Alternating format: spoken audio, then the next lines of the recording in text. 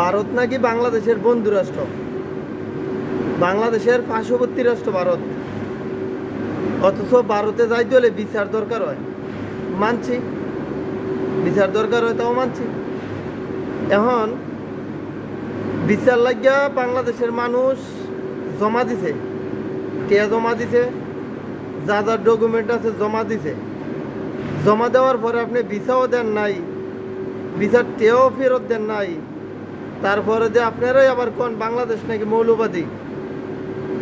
আপনারা না শিক্ষিত, আপনারা বুঝেন মৌলবাদী কারে কয়, জানেন, জ্ঞান আছে আপনাকে। আপনি টেয়াও দিবেন না, ভিসাও দিবেন না, টেয়া ফেরত চাইতে গেলে মৌলবাদী। আসলে আমি বুঝি না বাংলাদেশের লগে ইন্ডিয়ার কি সম্পর্ক, বন্ধু সম্পর্ক না শত্রু সম্পর্ক। ভারতের মতো এরকম বন্ধু দেশ যদি বাংলাদেশের থাকে তাহলে শত্রু দেশের প্রয়োজন নাই, ঠিক আছে। ভারতের অনেকটি কন্টেন্ট ক্রিয়েটর ফেসবুক ইউটিউবে ভিডিও আপলোড করে, তাকে ভিডিও দেখলে মনে হয় যে ভারতের নামটা মুখ দিয়ে উচ্চারণ না করি, ভারতের নামটা মুখ দিয়ে উচ্চারণ না করতে মন চায়, ঠিক আছে। এখন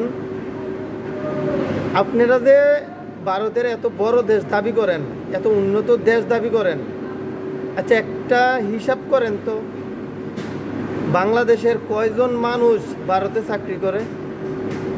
আমরা যে ছোট দেশের মানুষ, বাংলাদেশ ছোট দেশ, আপনারা হিসু করে দিলে বাংলাদেশ ডুববে থাকা, বাইশা থাকা, হ্যাঁ, বাংলাদেশের মানুষ মরে বন্যায়, আপনারা হাসাহাসি করেন, ভিডিও বানান। বাংলাদেশ তো ছোট দেশ, গরিব দেশ। বাংলাদেশের কয়জন মানুষ ভারতে কাজ করে আর ভারতের কয়জন মানুষ বাংলাদেশে কাজ করে? একবার হিসাব করেন তো। গরিব কারা? গরিব আপনারা। কারণ এত ছোট একটা দেশের ভিতরে 26 লাখ লোকই আপনারা কাজ করেন। আপনাকে জ্ঞান বুদ্ধি বিবেক কোনো কিছু আছে?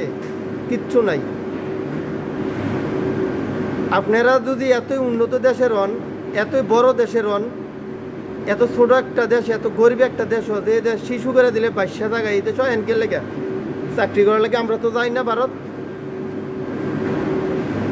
আমরা তো যাই না চাকরি করার লেগে।